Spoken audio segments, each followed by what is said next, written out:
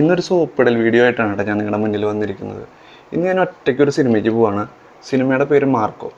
ഇത് കണ്ടു കഴിഞ്ഞാൽ കിച്ചു ബോധം കെട്ട് വീഴും എന്നുള്ളതുകൊണ്ട് മാത്രമാണ് ഞാൻ അവളെ കൊണ്ടുപോകാത്തത്.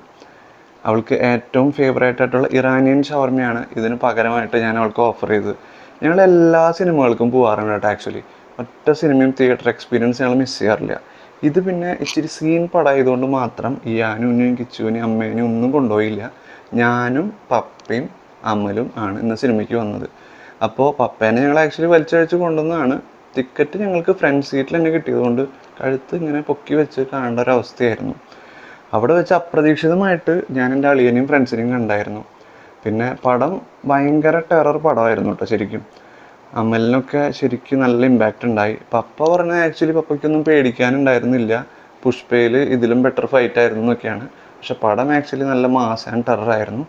എന്തായാലും കിച്ചണിൽ കൊണ്ടുപോകാൻ ഭാഗ്യമായി.